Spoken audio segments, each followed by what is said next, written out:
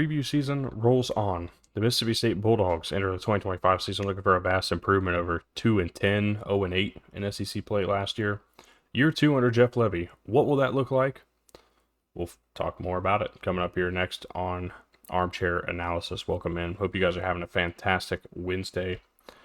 It's June 4th, 2025, and it is Mississippi State Bulldogs preview day here on the channel. What does this season look like for the Bulldogs? That's the question mark that I think really everybody has. Blake Shapen back healthy once again here in 2025. Jeff Lebby returns for year 2, a couple offensive coordinators, a defensive coordinator.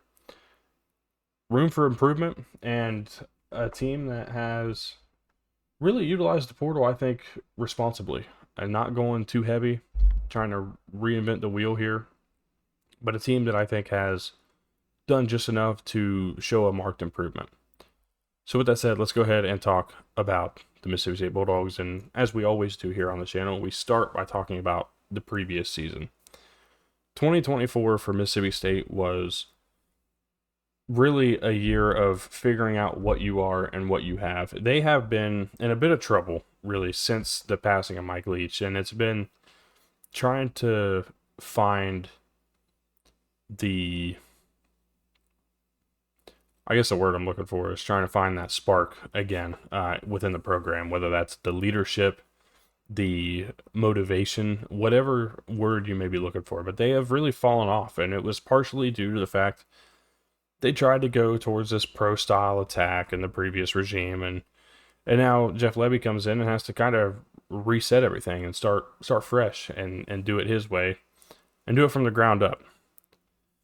The biggest help, of course, is a guy like Blake Shapen, somebody who's been around for a while and knows the game. He spent a couple years at Baylor, was really solid, got replaced, moved on, and has found a home at Mississippi State. I think has been a really solid addition to the program when healthy.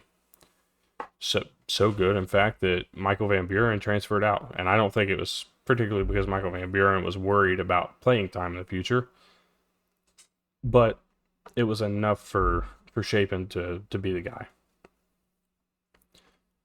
This is a team last year that scored 25.8 points per game, which was a vast improvement over 2023.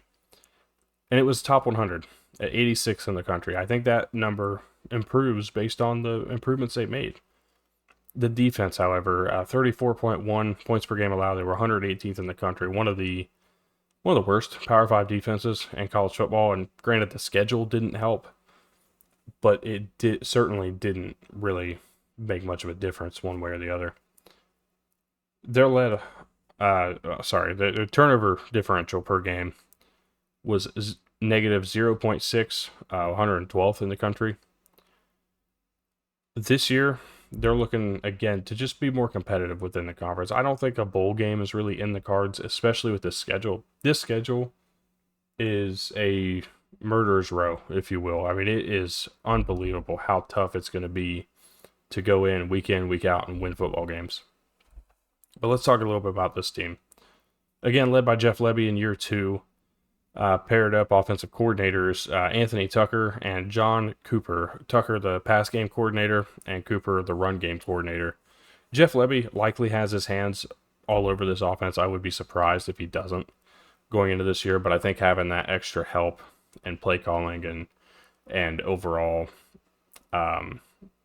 running of the offense does help out at least a little bit. As for the defensive side, Coleman Hutzler takes on year 2 as a defensive coordinator, and with the moves they made, I think there's certainly a hope that they improve. The biggest thing was undersized, especially at the line of scrimmage defensively. They got pushed around in pretty much every single game they played. This year, I think there's this expectation that they do improve upon that and become a better team. Let's look at the offensive side again. The pass game coordinator, Anthony Tucker, run game coordinator, John Cooper, overall coordinator, offensive coordinator, I would presume to still be Jeff Lebby, even though it's not listed as such on the team roster website. Blake Shapen's going to be the quarterback this year, but I do think it bears noting that the backup is Luke Kromenhoek, the transfer from Florida State. It just means that they can still play loose with Blake Shapen, allow him to be what he is, which is a pocket passing quarterback that does have the ability to get out and make plays with his legs. And when they utilize him in doing so, they've been, I don't want to say dangerous, but they've been a bit more dynamic offensively. So the idea of having a backup that can play the position well, or at least well enough that you don't really feel like you're losing much, helps out in the case of play calling. At running back, you have Davon Booth, who last year accounted for 759 rushing yards.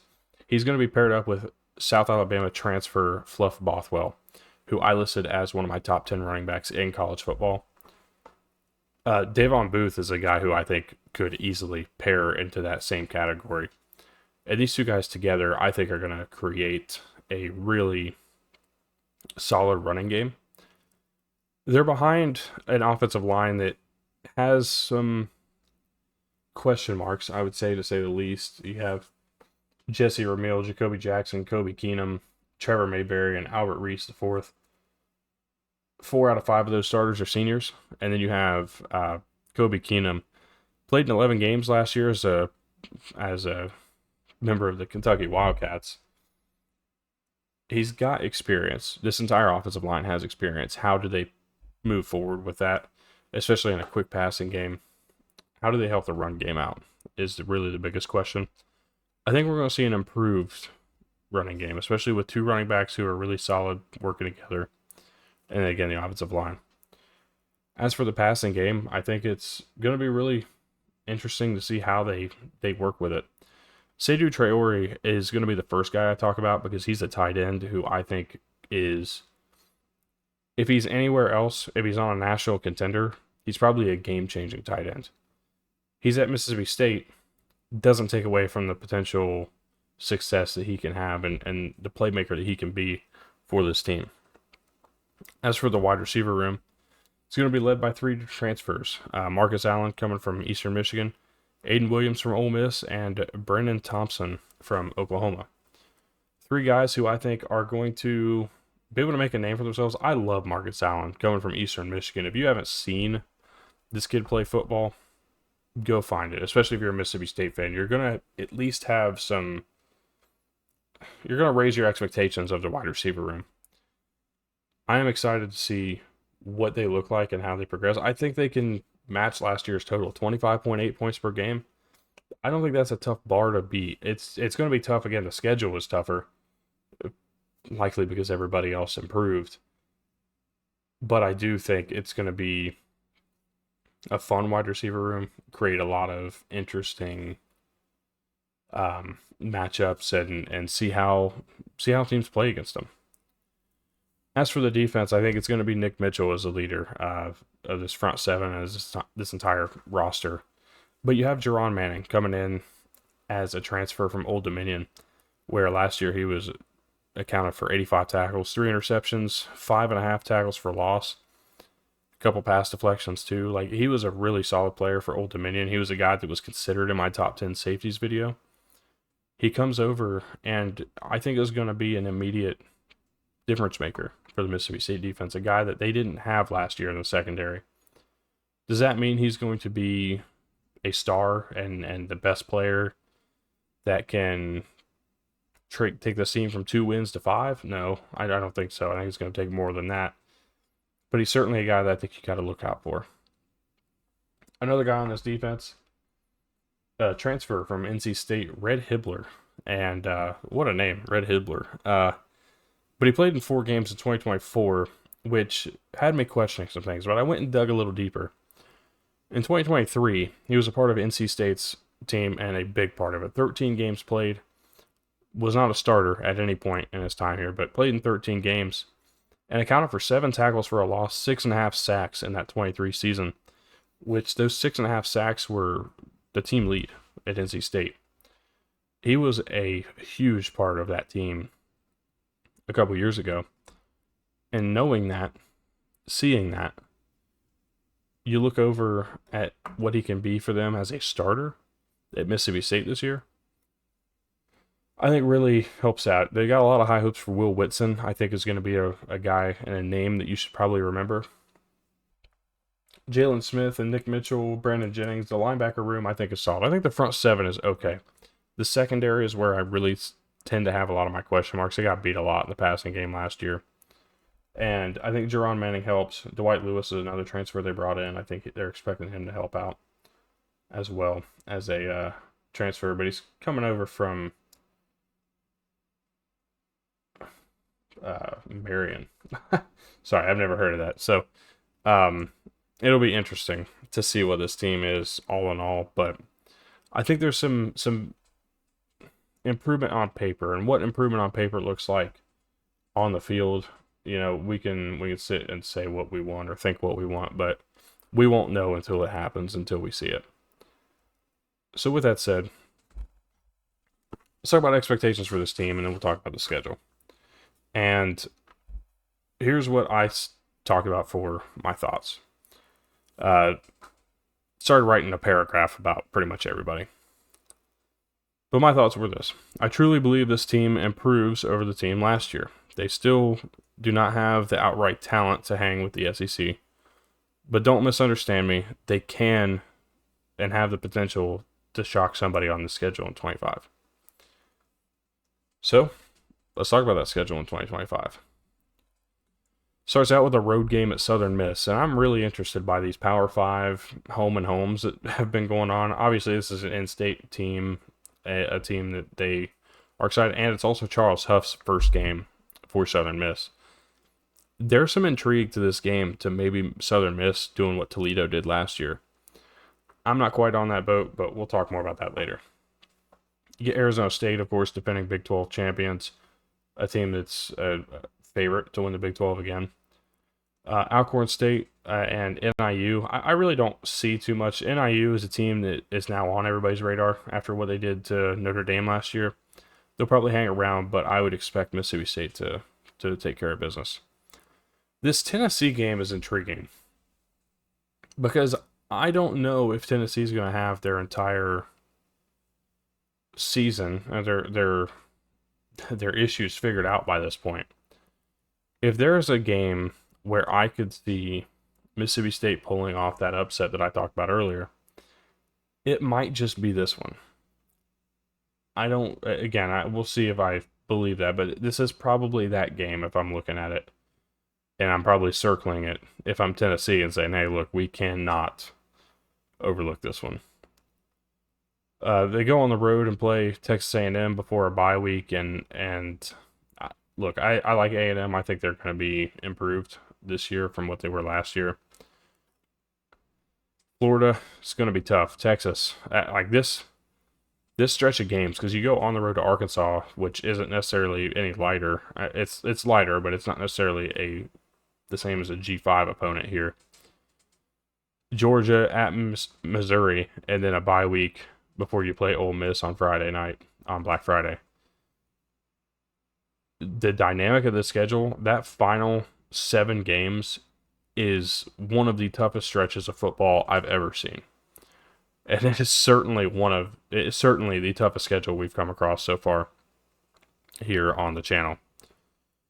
So with all that put together, oh, and I messed up too. Their over-under is 3.5. I thought I got it changed on here, but apparently I did not. Their over-under is 3.5.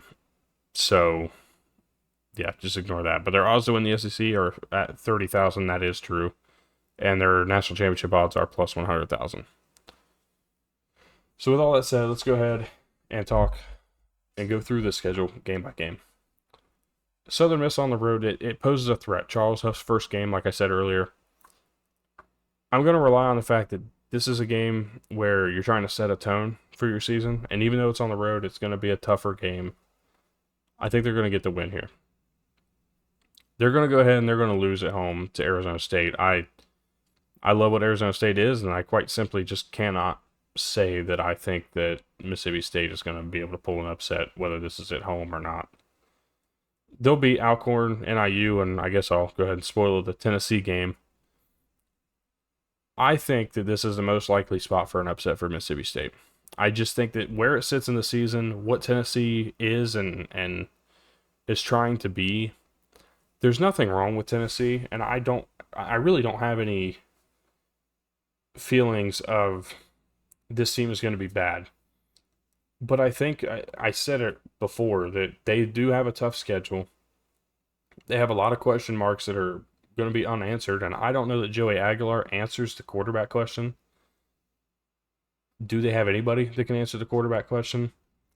This game just sits in a really interesting spot for me to where I might, at some point, especially if we're going into this game, sit back and say, you know what, I'm going to take Mississippi State to win.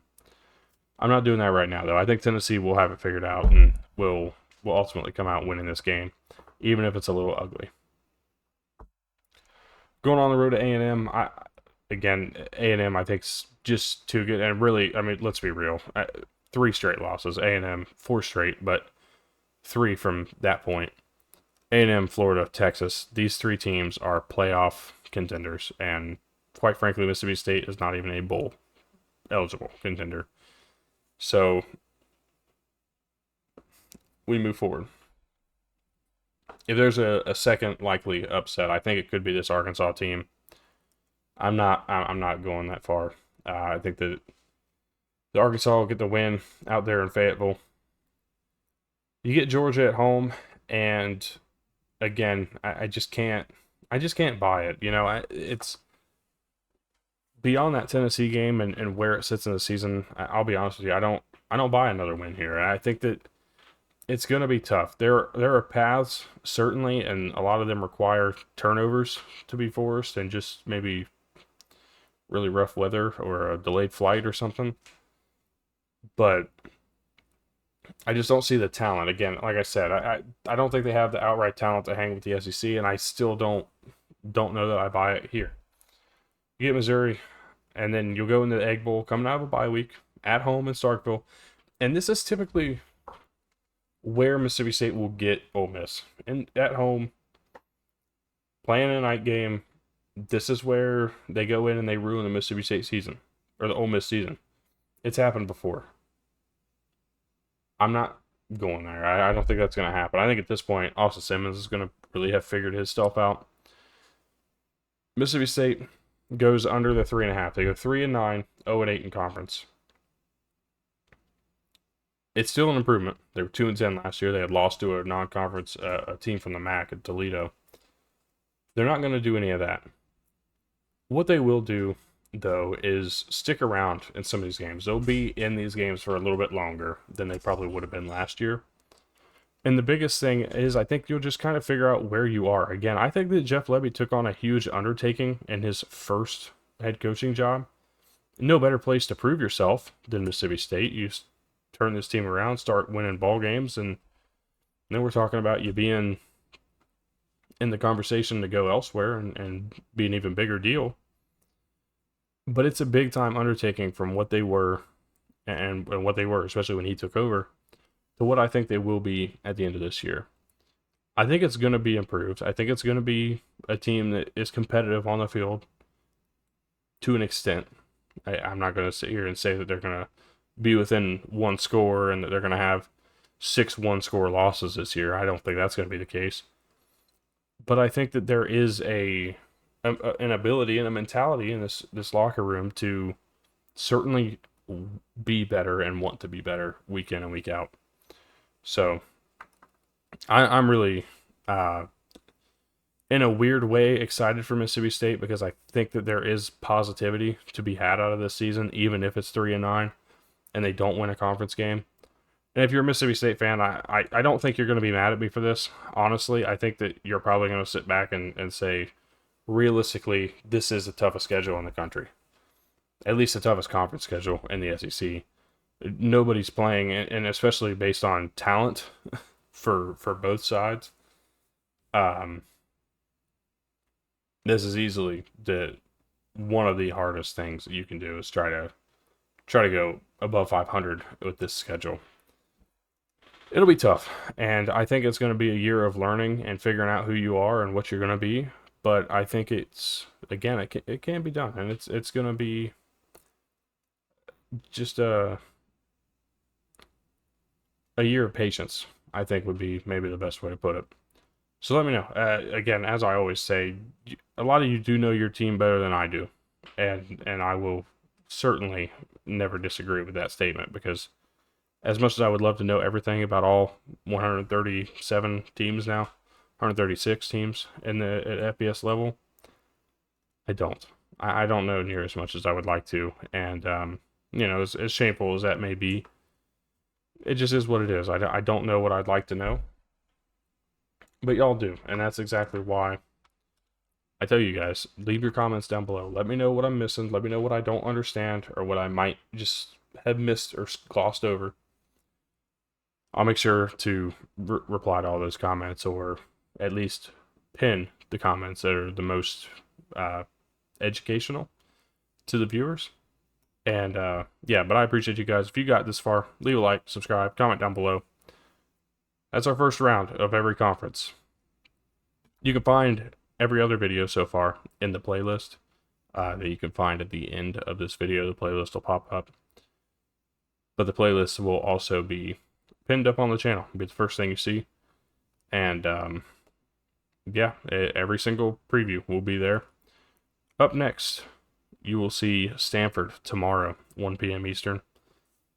Really excited to get into this one, because it was a interesting offseason as a whole for the Cardinal, and I look forward to kind of putting them together and seeing what they will be in the future. So with all that said, I thank you guys for tuning in. Hope you all have a great rest of your day, and we will see you tomorrow for the Stanford Cardinal.